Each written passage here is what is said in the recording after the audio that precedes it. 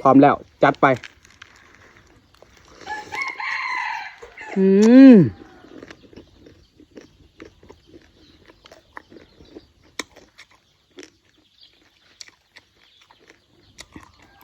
ชนิดที่3ส่วนหัวความแข็งความหยาบเต็ม10ให้8ไปคำที่2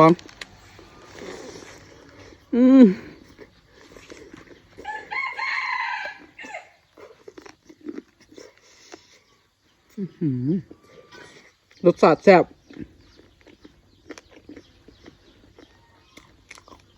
แต่คำที่2รู้สึกว่าได้รับความหยาบความแข็งของกระดูกปลากลางปลาเพิ่มขึ้น ความหนักความแข็งจน10 หาย11เลยแข็งกว่าปลาเข็ง ส่วนใกล้หัวมาเล็กหน่อยจะแข็งความแสบนี่เต็ม10 หาย10เลยแสบแต่ว่าสูบปลาเข็งบ่ได้ปลาเข็งส่วนหน่อยปลารสชาติจะออกมีความมันมีความนัว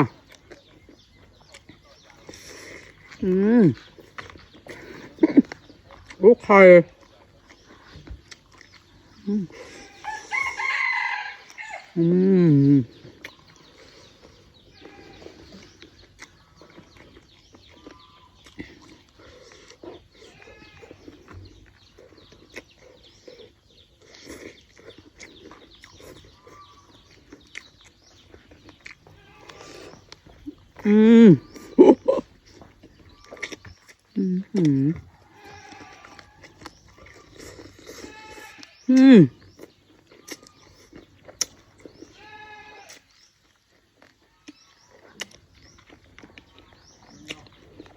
กระดูกขาง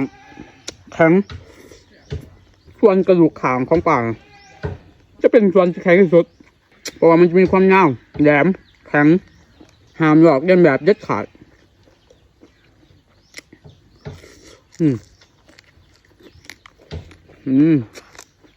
อันนี้โมเมนต์ว่ากินบ่เบิดเด้ออันนี้แม่นไปไว้จงให้อ้ายผู้ที่ตึกแฮ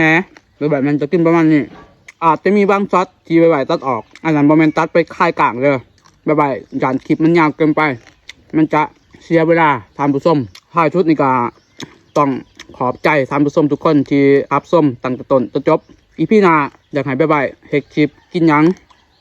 เมนใต้คอมเมนต์มาได้เลยsee you next time